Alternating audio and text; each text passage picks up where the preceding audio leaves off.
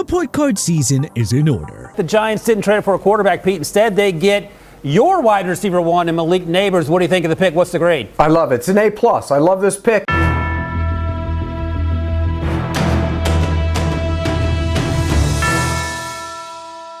I think we've had enough time to evaluate the production of most rookies this year. Let's dive into our first round grades of all 32 2024 NFL first round picks so far. Number 1, Caleb Williams. B. He's not having a Dak Prescott or CJ Stroud-like rookie year, but Williams has provided above average quarterback play in year 1 with the Chicago Bears. And we all know he's only going to get better over time. He's not lighting up the scoreboard, but Williams isn't making as many rookie mistakes as most first year QBs tend to commit. Number 2, Jaden Daniels, A+.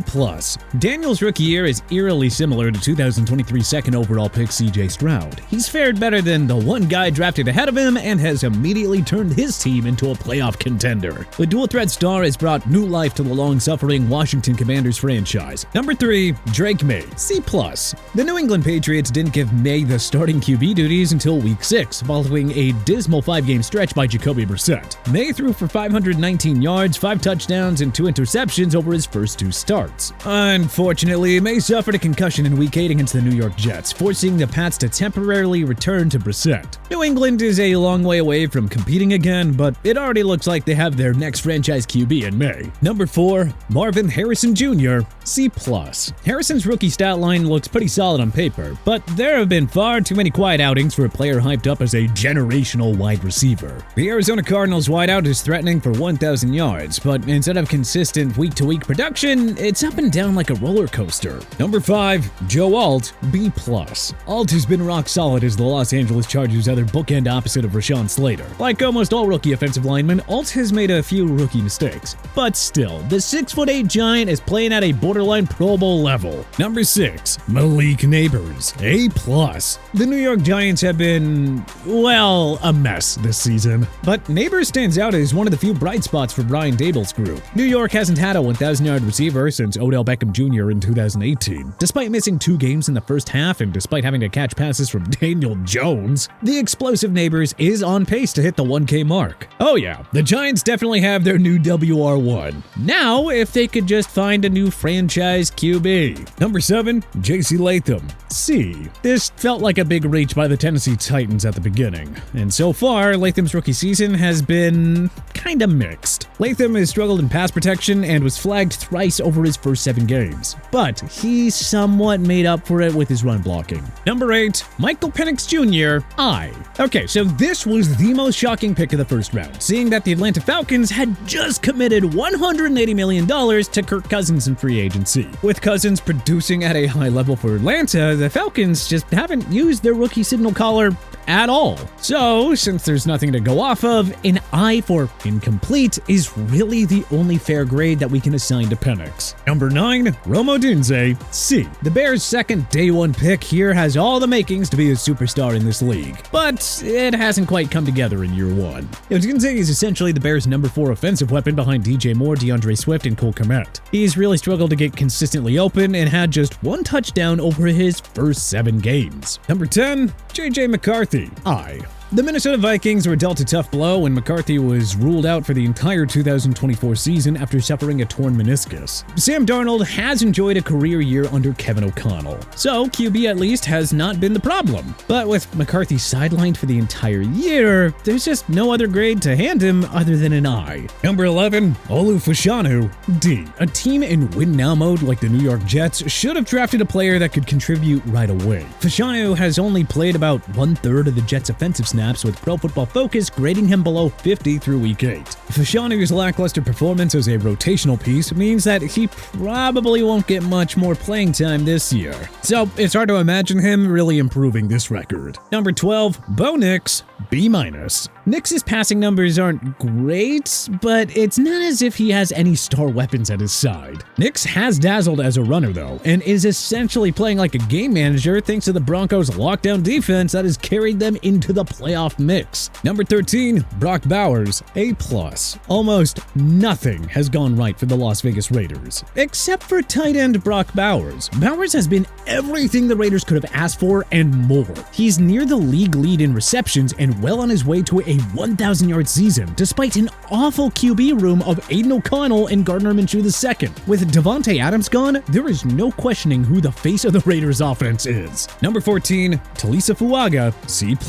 The New Orleans Saints O-line has been a disaster with Ryan Ramczyk out for the entire season, so we won't be too harsh on Fuaga. Though the Oregon State product has struggled mightily in pass protection, he does rank among PFF's top run-blocking tackles. If Alvin Kamara didn't have anywhere to run, how much worse would this offense be? Number 15, Laiatu, C. The Indianapolis Colts already have plenty of pass rushers, so we were a bit surprised that they took Latu here. He's playing just over 50% of defensive snaps and hasn't exactly lit up the stat sheet. His run D has been suspect, and hindsight tells us that Indy would have been better off addressing the O-line or maybe the secondary with this pick. Number 16, Byron Murphy II, C-. The Seahawks needed help on the D-line, so Murphy was definitely the right pick. But, man, at the same time, you know that Mike McDonald's squad wanted more up to this point. Murphy is being used in a rotational role that hasn't exactly excelled in any area. He's hardly generating pressure when he's on the field, and he's done next to nothing to help a Seahawks D that keeps getting gashed on the ground. Number 17, Dallas Turner, D. The Vikings acquired a second 2024 first-round pick weeks before the draft and settled on Alabama edge rusher Dallas Turner. Though he was the consensus top pass rusher in this class, Turner's first season has been mediocre at best. He's only playing about 1/5 of Minnesota's defensive snaps. He had just 1 sack over his first 6 games, and the good folks at PFF do not paint a good picture of his production this year. Number 18, Amarius Mims, C-. The Georgia offensive tackle was likely going to be a rotational player, but a season-ending injury to Trent Brown forced Mims into starting duties. Can't be too harsh on him here, but Mims has been the weak link of the Cincinnati Bengals offensive line. Number 19, Jared Verse, A+. Verse's stat sheets won't wow you, but hey, the advanced stats community loves the new Los Angeles Rams star. Verse ranks near the top of ESPN's leaderboard for pass rush win rate among edge rushers. He also ranks among PFF's highest graded rookies. Eesh, imagine if Aaron Donald was still playing with Verse as his sidekick. Number 20, Troy Fautanu, I. Unfortunately for the Pittsburgh Steelers rookie offensive tackle, he suffered a dislocated kneecap that required season-ending surgery after a very stellar NFL debut against the Broncos in Week 2. I'll give him an I and hope that he can stay healthy next season. Number 21, Chop Robinson, D. The new Miami Dolphins edge rusher was regarded as a boomer bust prospect coming into this draft. So far, however, it's just been bust. Robinson is getting snaps on defense and special teams, but he just hasn't made any impact. Miami has every reason to use him in a rotational role unless or until he shows rapid improvement. Number 22, Quinton Mitchell, B+. Vic Fangio is not getting enough credit for his hand in turning the Philadelphia Eagles defense back into a top-tier unit, and it's largely thanks to the production of rookie corners Quinton Mitchell and Cooper DeJean, who are quietly playing at all-pro levels. Mitchell has been excellent in pass coverage when targeted, and we assume opposing QBs cut the memo to stop throwing to him. That would probably explain his low INT numbers. Number 23, Brian Thomas Jr., A+. The Jacksonville Jaguars have been a complete disaster this year, but it is not at the fault of rookie wide receiver Brian Thomas Jr. Thomas will likely finish as the leading rookie wide receiver in receiving yards. Number 24, Terrion Arnold, C+. Widely considered to be the top cornerback of the 2024 draft class, Arnold's production has been up and down for the Detroit Lions. Arnold is flourishing as a ball hawker, but is getting picked apart far too often in coverage. Most rookie corners struggle at first, though, and Arnold is being bailed out by the strong play of fellow defensive backs Carlton Davis III and Brian Branch. Number 25, Jordan Morgan, C. The Green Bay Packers are taking their time developing Morgan, who's only playing about a third of their offensive snaps. He's been solid in pass blocking, but his run blocking needs to improve by the time he's thrust into a starting role next year. Number 26, Graham Barton, C+. Barton has done what you would expect for a starting rookie offensive lineman. He hasn't lit it up a la Tristan Wirfs Jr. with the Tampa Bay Buccaneers in 2012, 2020, but he hasn't been a complete and total disaster either. Number 27, Darius Robinson, TBD. So, Robinson missed the first 2 months of his rookie year recovering from a calf injury. He wasn't activated from the IR until week 9, so yeah, stay tuned. Number 28, Xavier Worthy, C+. Worthy's meh production early on was not a shock given the wealth of weapons Kansas City started the season with. But with Rashee Rice out for the year and Isaiah Pacheco also missing time, you'd like to see a little more from Worthy. Number 29, Tyler Guyton, C-.